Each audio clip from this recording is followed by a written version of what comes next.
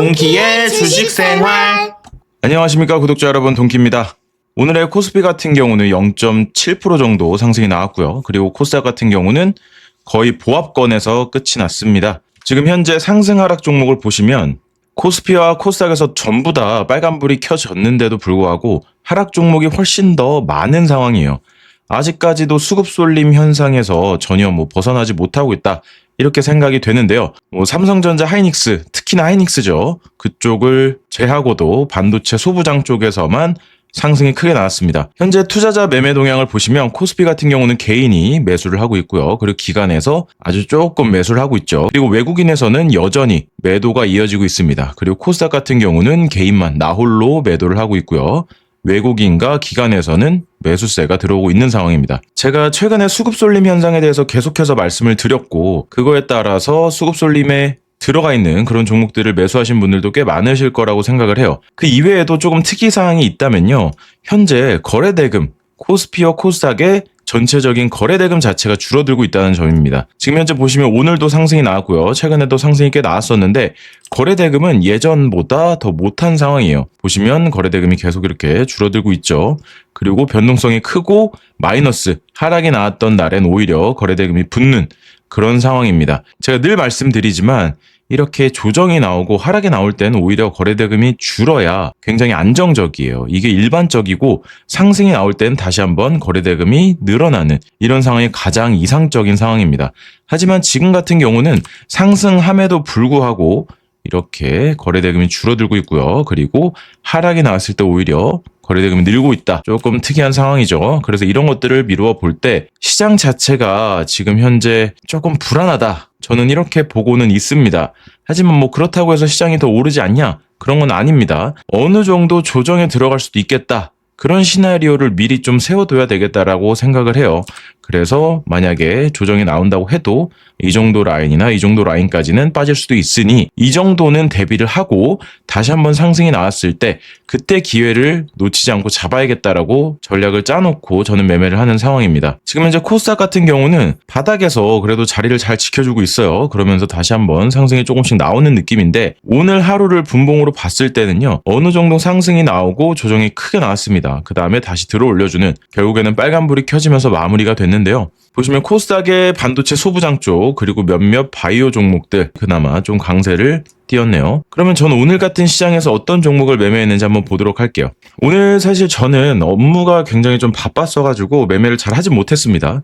그리고 오히려 조금 대형주 위주에서 수급 쏠림이 있는 종목들 위주에서 비중을 좀 크게 들어가는 그런 베팅을 진행을 했는데, 첫 번째 종목은 한솔테크닉스입니다. 이 종목도 눌렸을 때 이런 지지자리 보면서 잡았고요. 그 다음에 더 눌렸을 때 저는 사실 이 자리를 보고 있었는데 여기까지는 오지 않았죠. 그래서 더 이상의 추가 매수는 없었고, 반등이 나왔을 때 어느 정도 저항에 맞고 떨어지겠다고 생각을 해서 위에서 매도를 했습니다. 그 다음 종목은 후성인데, 후성도 마찬가지예요. 여기서 잡았으나 그 더 아래를 보고 있는 상황이었고, 두호가 차인가로 아래에서 잡지 못했습니다.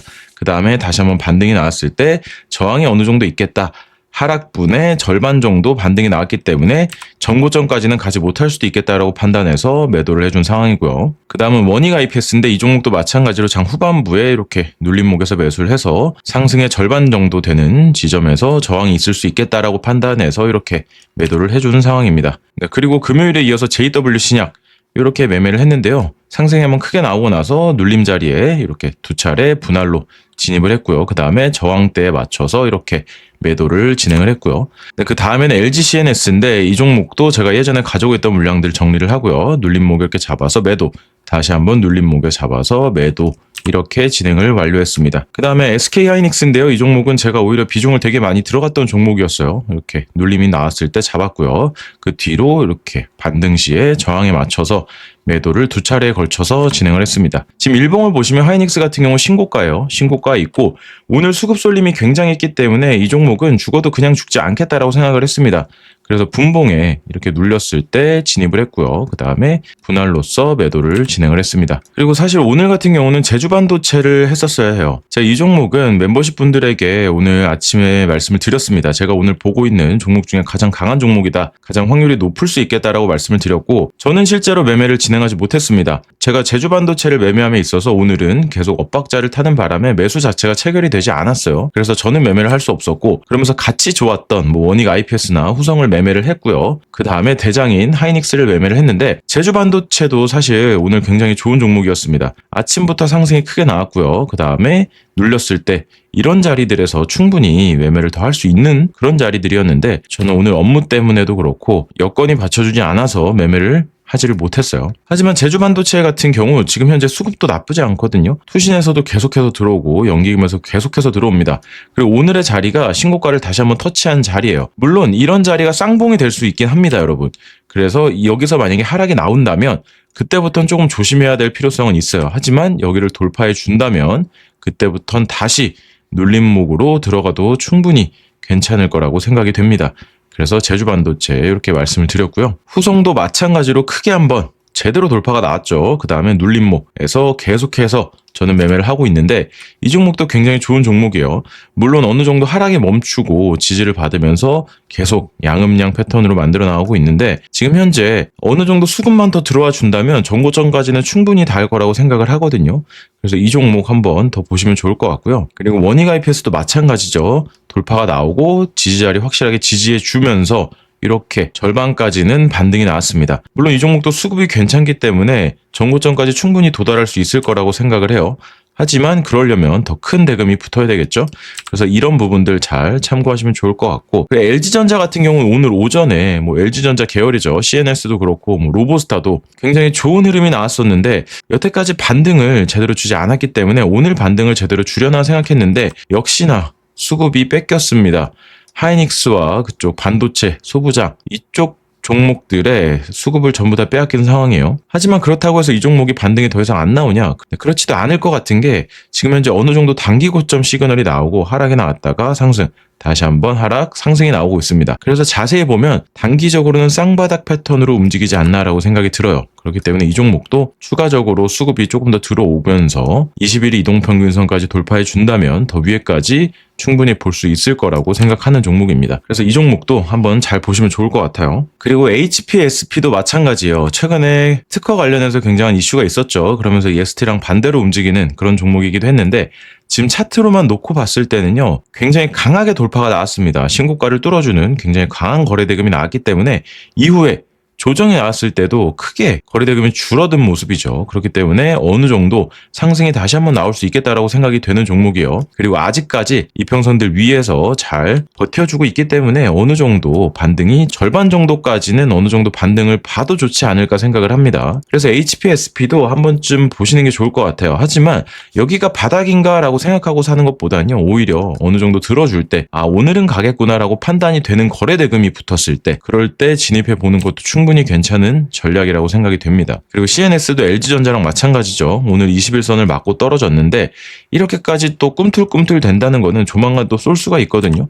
그리고 피지컬 AI, LG CNS 이 종목도 충분히 끼가 있는 종목이기 때문에 어느 정도 또 재료와 수급만 붙어주면 한 번에 또 슉 올려줄 거라고 생각을 합니다. 그리고 같은 계열의 로보스타도 있겠고요. 그리고 제가 계속해서 매매하고 있는 LNC 바이오인데요. 이 종목도 사실 오늘 매도를 했습니다. 네, 이렇게 이전에 매수했던 물량들을 여기서 한번 매도를 하고요. 어느 정도 들고 오다가 충분히 더 눌릴 때까지를 기다려볼 생각이었는데 그 자리까지는 오지 않았고요. 그 다음에 다시 한번 슈팅이 나와서 이렇게 매도를 분할로서 진행을 했는데요. 이 종목도 아직까지 전혀 죽은 느낌은 아니죠. 이제서야 시작일 것 같다는 생각이에요. 수급 자체도 굉장히 지속적으로 잘 들어오고 있고요. 그리고 자리도 굉장히 예쁜 자리이기 때문에 아직까지는 조금 더 가겠다라고 생각이 들어요. 물론 전고점까지 가려면 어느 정도 시간도 필요하겠고 그리고 대금도 더 많이 붙어줘야 되는 게 사실입니다. 하지만 그 정도의 대금과 수급 그리고 재료 그런 게 없다면 충분히 하락의 절반까지는 봐도 괜찮을 것 같다는 생각이에요. 그래서 아직까지 우리가 먹을 수 있는 자리는 조금 더 남아있다 라고 판단이 됩니다. 그래서 LNC 바이오 한번 보시면 좋을 것 같고 삼성 ENA 대우건설, 재건 쪽에도 충분히 속해 있는 녀석들이죠. 삼성 E&A 같은 경우는 재건 말고도 다른 테마에도 여러 가지가 속해 있는데 이 종목들도 마찬가지로 수급이 괜찮아요. 삼성 E&A 같은 경우는 특히나 수급이 괜찮은 종목이고 어느 정도 조정이 나오다가 다시 한번 들어 올려줬거든요. 보시면 지금 현재 하락분의 절반까지 반등은 다 나온 상황입니다. 하지만 추가적으로 지금 수급이 좋기 때문에 대금만 더 붙어준다면 전고점까지도 충분히 노려볼 수 있는 종목이라고 생각을 해요. 그래서 삼성 E&A도 대금이 어떻게 들어오는지 판단하시면서 추적 관찰해보시면 좋을 것 같습니다. 그리고 삼성 SDS도 마찬가지죠. 어느 정도 반등이 나와줘야 될 타이밍인데 반등이 다 나오질 않고 있어요. 그러면서 이전에 세워줬던 이 저점 여기까지 왔습니다. 그래서 여기를 깨고 62평도 깨고 내려가느냐 이런 부분들 한번 잘 체크해 보시면 좋을 것 같아요. 그렇지 않다면 한 번쯤은 들어줄만 하거든요. 물론 22평이 있기 때문에 여기를 맞고 떨어질 수는 있어요. 하지만 그렇게 다시 들어왔을 때 어떻게 뚫어주느냐를 보면서 중간에 탑승해도 충분히 우리가 먹을 자리 나오겠다라고 판단이 되는 종목이에요. 그리고 두산 로보틱스도 똑같죠. 지금 현재 62평은 깼고 어느 정도 바닥권에 있는 건 사실입니다. 하지만 이 종목도 들어온 대금에 비해서는 아직 나간 대금이 없기 때문에 충분히 반등은 더 보여줄 수 있지 않겠나 생각을 하고 있는 종목이에요. 그리고 미래에셋생명 같은 경우 오늘 하한가를 갔습니다. 최근에 굉장히 좋은 종목이었고 저도 계속해서 매매를 하던 종목이었는데 금요일날 어느 정도 단기 고점 시그널이 나왔어요. 실은 그 전부터도 윗꼬리를 길게 달면서 살짝 불안한 모습들을 보여주긴 했거든요. 그러면서 제가 이 종목을 말씀드릴 때 항상 말씀드렸던 부분이 연기금을 체크해라라고 말씀을 드렸습니다. 보시면 여태까지 이 종목을 올린 것, 이렇게 주가를 올린 것의 주체는 사실 연기금이에요. 연기금이 지속적으로 엄청난 물량을 매수했고요. 그만큼 또 주가가 상승했기 때문에 만약에 하락이 나온다면 연기금의 움직임을 잘 체크를 해줘야 됩니다. 오늘 보면 연기금이 8만 주를 팔았어요. 외국인은 오히려 매수를 했고요. 그리고 개인들은 조금밖에 팔지 않았습니다. 그럼 오늘도 이렇게 주가를 떨어뜨린 것의 주범은 연기금이다. 이렇게 볼 수 있거든요. 그렇기 때문에 우리는 이 종목을 만약에 더 매매를 한다면 연기금이 어떻게 흘러나가는지, 흘러 들어오는지 이런 부분들을 잘 체크해 보면서 매매를 해야 될 것 같다는 생각입니다. 그리고 저희 멤버십 분들께서 영상을 만들 때 요청사항이 있었는데요. 바로 이격도 침체 종목을 말씀을 해달라고 이렇게 요청을 주셨어요. 이거는 어려운 요청이 아니기 때문에 제가 한 가지씩 한번 짚어보도록 할 텐데요. 첫 번째는 HL만도입니다. HL만도 같은 경우도 이전에도 이격도 침체가 이렇게 나오고 반등을 주고 다시 한번 이격도 침체 이후 반등 이런 식의 움직임이 많이 나왔습니다. 지금 현재도 이격도 침체 신호가 떴어요. 그래서 기술적인 반등 정도는 나올 수 있겠다라고 판단을 해요. 하지만 이전에 어느 정도 쌍봉의 움직임을 만들면서 깨졌기 때문에 충분히 조심해서 매매를 해야 된다고 생각을 합니다. 그래서 이렇게 HL만도가 있고요. 그리고 아까 보셨다시피 미래에셋생명 같이 떠 있고요. 그리고 최근에 굉장히 좋았던 신재생 쪽의 SK이터닉스 이 종목도 지금 이틀 연속 이격도 침체 신호가 떴습니다. 이전에도 한번 뜨고 나서 이렇게 급등한 적이 있거든요. 네, 이번에도 이틀 연속 떴기 때문에 추가적으로 나올 수도 있겠다. 기술적 반등이 나올 수도 있겠다라고 판단이 돼요. 그래서 이 종목도 한번 보시면 좋을 것 같고 그리고 그나마 또 괜찮은 종목이 바로 코리아 서킷입니다. 이 종목도 이격도 침체가 이렇게 뜰 때마다 반등이 크게 나왔거든요. 이때도 그렇고요. 그리고 이번에도 이틀 연속 떴습니다. 물론 금요일날 뜨고 나서 오늘 고가 기준으로 5%가 상승이 나왔어요. 그래서 충분히 5% 정도는 먹을 수 있었겠지만 오늘 또 떴기 때문에 이 종목도 기술적 반등은 한번 노려봐도 좋지 않을까 생각을 하고요. 하지만 여러분들께서 아셔야 되는 게 이격도 침체는 100%가 아닙니다. 물론 이렇게 떠서 크게 상승이 나오는 경우, 반등이 나오는 경우가 있지만 지금까지 다 괜찮았죠. 하지만 이번에 보시면 3번 연속 뜨고 반등이 나왔어요. 근데 이번에는 4번 연속이 떴는데 아직까지도 반등이 제대로 나오지 않는 상황이에요. 이렇게 추세 자체가 어느 정도 깨지고 이 종목에 대한 재료, 기대감이 떨어졌을 때는 이격도 침체가 이렇게 떠도 잘 가지 않는 경우가 많다. 이런 것들을 좀 보여드리고 싶었어요. 그리고 미래에셋 벤처 투자도 마찬가지예요. 이격도 침체가 계속해서 뜨고 있죠. 이쪽에도 떴고요. 그런데도 반등이 아직까지 시원하게 나오질 않고 있습니다.